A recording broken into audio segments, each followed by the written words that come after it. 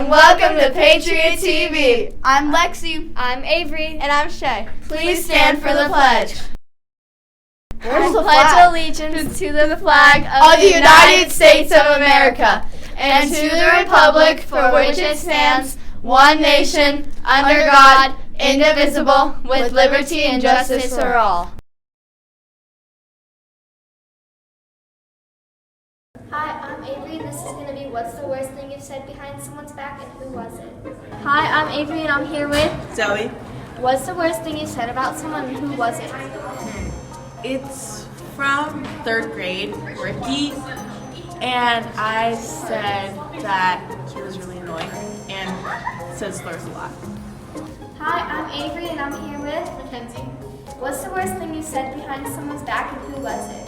Not to say who it was, since it has to be school appropriate, I said that somebody was very careless and that they were a very ignorant person and they didn't care about anybody. Hi, I'm Avery, and I'm here with Siri, Lexi, Mia. What's the worst thing you guys said behind someone's back, and who was it about? I have to say who, but I've called some people stupid, idiots, and part of it, and I wish there were more things. Lexi? I said the same thing as Siri, but then I've also said that I called someone an FFFL, which stands for Fake Friend for Life. Mia? I said that somebody wouldn't get presents for Christmas and that they would have coal for the rest of their lives. To continue our student shout-out segment, here are a few students from teachers around the building. From Mr. Jordan, Brinley Rise, and Jaden Fenolia for helping out with things during advice. Also from Mr. Jordan, Quincy Smichael for being an all-around good guy and hard worker. Good morning, Dunston Patriots. I'm proud to announce the November Art Student of the Month. These students have shown growth either in their art or as a student here at Dunston. Thank you all for your help and your support. Keep up the great work. From Miss Baker, Claire Veroni, finding ways to show leadership in class, including others. From Mr. Fabian, congrats to both our 6 and 7 teams that beat Creighton and our 8th grade team that beat Creighton just before Thanksgiving break. Finally, from Miss Bridges, thank you to Oliver Merriman, Dazzy Sarah, Luke Jones, JC Lopez, and Rosie Nunez for washing dishes left over by other adults in the building. You are all so kind, and she appreciates you. There are also a couple school announcements. You may have noticed a couple flyers popping up in your advised class. One is for Dollars for Dunston and the other is for Tap for Tots. Dollar for Dunstons is our annual fundraiser through our wonderful PTA. This is the fundraiser for our school. The fundraiser is running until December 5th. Each advised will be competing for the highest amount raised. Please use the link to donate. Tap for Tots is an opportunity to help the charity Ronald McDonald House. The Dunston Technology Student Association is collecting canned tabs to donate. Please turn any tabs you may have to Mr. Starkey, Mrs. Gilgart, or Mr. Menard by February 20th. Also, beginning this Thursday during lunch, web leaders will be selling candy cane-grams and cutie-grams in the cafeteria. Please try to bring quarters or $1 bills, as we won't be able to accept large dollar bills like 20s. If you want to say happy holidays and write a special message to your friends, buy a candy canogram at lunch Thursday through next Wednesday, and web leaders will deliver them during advise before break. Finally will be our last Spirit Week of the first semester. Starting next Monday will be class colors.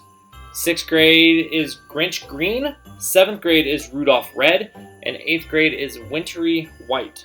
On Tuesday is Holiday or Ugly Sweater Day. Wednesday the 13th is Ski Bum Day. Thursday the 14th will be Donation Day. We would love to have all students bring non-perishable food items to donate. All will be given to the Jeffco Action Center. And finally, on Friday the 15th will be Polar Express PJ Day.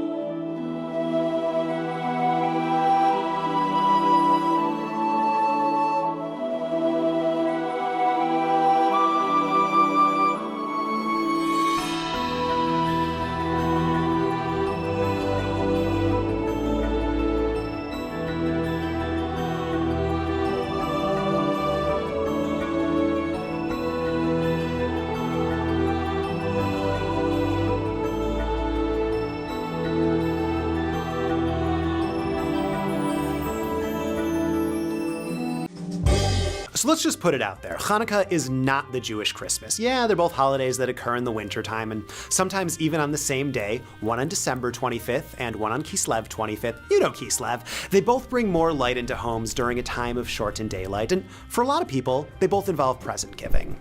What is Hanukkah then? If you're asking this question, then know that you're in great company, as it's the very same question the ancient rabbis asked each other when they developed the holiday. They discussed, is the essence of Hanukkah about a little bit of oil that lasted 8 days, or about a military victory of the few over the many, some combination of both? Though many Jewish holidays find their roots in the Torah, Hanukkah finds its source in the Book of Maccabees. And while it can appear to be all about playing dreidels and lighting the menorah, technically called the Chanukiah, it is also a miraculously meaningful 8 days for the Jewish people. You may remember the old story, something about finding a container of oil in the Second Temple in Jerusalem that burned for 8 days beyond its one-day capacity. Great! You've got one of the foundational Hanukkah stories down. The other story is about the Maccabees who risked their lives for religious freedom against a bullying government and a culture of assimilation, when the mainstream culture not only forced Jewish practice underground, but also literally destroyed the center of Jewish life, the temple. Judah, the Maccabee, along with his family, stood up against the opposition and ignited a revolution. Whichever foundational story resonates, it's about rising to the occasion. Sometimes oil outlasts itself, and sometimes people outdo themselves. While exchanging presents has become mainstream in Hanukkah celebrations, for many, the rituals and how-tos of Hanukkah center around cultivating presents. The word Hanukkah means dedication. When the temple was nearly destroyed and Jewish life almost destroyed with it, a small group gathered in strong force to rededicate their temple. So Hanukkah is a time to ask, what do I want to rededicate myself to? A cause, a practice, a habit? If this sounds too serious, breathe easy. Remember, we're gathered around lighting the menorah, spinning dreidels, and eating latkes. Lighting a menorah may be the only Jewish thing that some do all year. And even that can be a heroic act, as it celebrates the freedom to be Jewish in a majority non-Jewish culture. You do it by gathering around and lighting one candle for each night, so that on the second night there are 2 candles, and on the third night 3, and you get it. You light them from new candle to old, from left to right, with a blessing, of course, as shown on screen. Its central purpose is to publicize the miracles of the holiday, the light that lasted beyond expectation, and the few who were up against the many. Plus, it identifies a Jewish home. The ritual of lighting is an invitation to bring more light into our lives and to emanate a nice, warm glow during the darkest time of year. And Hanukkah is not complete without a taste of some oily foods. Remember the oil story from like a minute ago? The most common are latkes in America, and in Israel, sufganiyot, or jelly donuts. Hanukkah, great for the soul, not so much for the diet. While you're enjoying these foods, you can chew on the story of the miracles, however you define them. Imagine that each person has a little container of oil, a personal pach shemen, containing energy for their well-being. You might feel like you have just barely enough to get through the day sometimes. What would it take then to be able to refill and refuel beyond what is expected? Chag Urim Sameach. Happy Holiday of Lights. Happy Hanukkah. Thanks for watching, everyone. Have a wonderful week. I'm Dawson. And I'm Carter. And today for Patriot TV, we're asking kids what the coolest water fountain in our school is. I'm Dawson, and I'm here with Eli. And what do you think the coolest water fountain is? Personally, I think the 6th grade water fountain. Okay, thank you.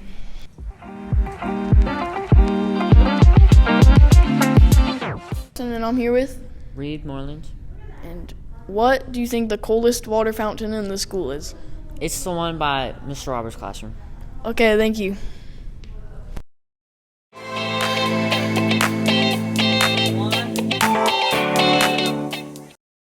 Hi, I'm Carter. I'm here with Zach. What do you think the coolest water fountain is? I think the one by engineering, probably. Thank you. I'm Dawson, and I'm here with Casey. And what do you think the coolest water fountain in the school is? The one in the gym. The right one in the gym. Okay, thank you. I'm Dawson, and I'm here with Bruce. Henry. And what do you guys think the coolest water fountain is? I think it's any of the 6th grade water fountains. I agree. Any of the 6th grade water fountains, they're just really cold. Okay, thank you.